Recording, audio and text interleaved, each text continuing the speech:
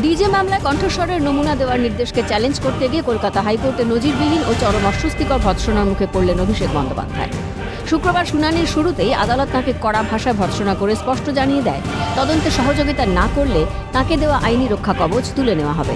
তবে মামলার শুনানির একদম শেষ লগ্নে অভিষেকের আইনজীবীর এক অদ্ভুত আবেদন ঘিরে জোর চর্চা শুরু। পর্যাপ্ত নিরাপত্তার দাবি তুলে অভিষেকের আইনজীবীর আবেদন, শুধু এটুকু নিশ্চিত করুন অভিষেক বন্দ্যোপাধ্যায়কে যেন ডিম না ছোড়া হয়। এদিন এই ঘটনায় শোরগোল রাজনীতিতে। প্রশ্ন ওঠে, বারবার কেন এড়াচ্ছেন কণ্ঠস্বর পরীক্ষা? অভিষেকের কণ্ঠস্বরেই কি লুকিয়ে আছে রহস্য?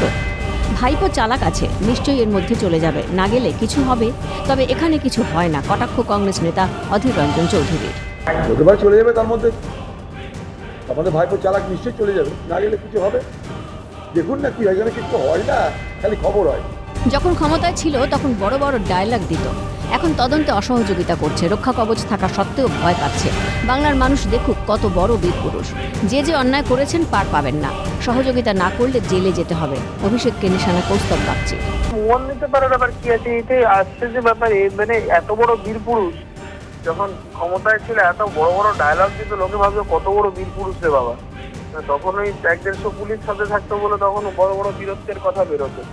এখন দেখুন কিরকম ভিজে বেড়াল হয়ে গেছে। এখন মানে ডাকলেও কোঅপারেশন, ইনভেস্টিগেশন কোঅপারেশন করতে ডাকলেও সে ভয় পাচ্ছে। মানে নো কোয়ার্টিভের অর্ডার আছে যে পুলিশ কোন রকম গ্রেফতার বা কিছু করতে পারবে না, তাও ভয়ের চোটে এই অবস্থা। দেখুন বাংলার মানুষ দেখুন যে কত বড় বীর পুরুষ ছিল এরা। তো কোনো অসুবিধা নেই, এই সমস্ত যা অন্যায় করেছেন সেইগুলোর ক্ষেত্রে তো পার পাবেন না। ইনভেস্টিগেশনে কোঅপারেশন না করলে জেলে যেতে হবে, কাস্টাডি দিয়ে যেতে হবে। শাস্তির ভয়ে ধরা দিচ্ছেন না, মুখোশ খুলে যাবে। প্রতি নিঃশ্বাসে প্রশ্বাসে দুর্নীতি।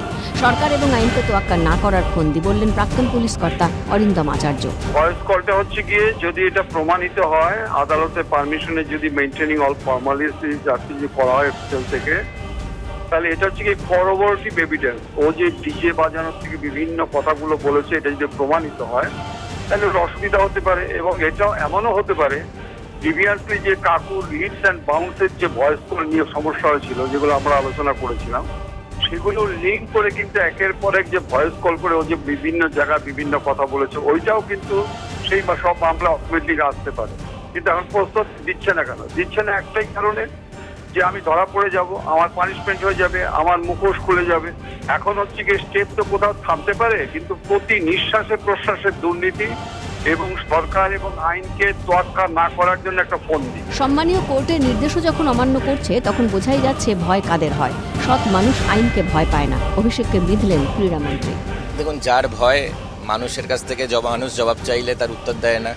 দীর্ঘদিন ধরে সে এখন সম্মানীয় কোর্ট যখন নির্দেশ দিচ্ছে তারপরেও সহযোগিতা করছে না। তো বুঝতেই পারছেন, এটা সবাই জানে যে ভয় কাদের হয়।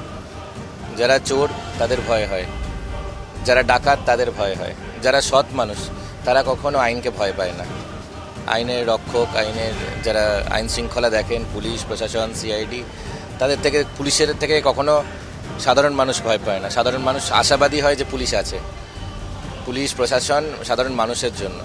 সেখানে যিনি ভয় পাচ্ছেন, বুঝতে হবে তার মন কোন দিকে আছে। একই সুর বিজেপির প্রধান মুখপাত্র দেবজিৎ সরকারের গলায়। ডেমোক্রেসি থেকে এখন রাজ্যে ডেমোক্রেসি প্রতিষ্ঠা হয়েছে। ডিম নিক্ষেপের আমরা কড়া নিন্দা করি, তবে তাদের কৃতকর্মের ফলে জনরোষের বহিঃপ্রকাশ ঘটছে। অভিষেকবাবুর সব খেলা শেষ হয়ে গিয়ে এখন জোকারের খেলা চলছে। খোঁচা অভিষেককে। যেভাবে ডেমোক্রেসি চলছিল 15 বছর ধরে, সেই জায়গায় কিছুটা ডেমোক্রেসি প্রতিস্থাপিত হয়েছে। এখন ডিম মারা ভালো না মন্দ, সেই নিয়ে প্রশ্ন করলে রাজনৈতিক কর্মী হিসেবে বলবো একেবারেই ঠিক নয়, অন্যায়। আমরা যতবার এরকম ঘটনা ঘটবে ততবার প্রতিবাদ করব, ততবার আমরা আমাদের পক্ষ থেকে আমরা সেই অন্যায়কে অন্যায়ই বলব।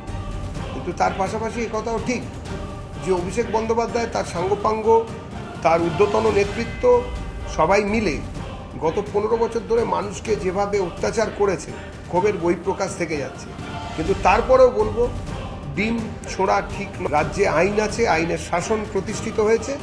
কারুর যদি কোনো কিছু আলাদাভাবে বলার থাকে তাহলে দয়া করে প্রশাসনের কাছে যান, কমপ্লেন করুন, এবং তারপরে প্রশাসন দেখা যাক।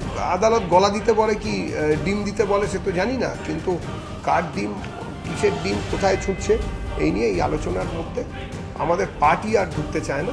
তার কারণ ওটা অভিষেক বাবু সব খেলা শেষ হয়ে গেছে, এখন জোকারের খেলা চলছে। অদৃষ্টের বোধহয় এটাই পরিহাস, কেন্দ্রীয় স্বরাষ্ট্রমন্ত্রীকে খেলা দেখাতে গিয়ে নিজেই এখন আইনের বেড়া জালে। ক্যালকাটা নিউজ।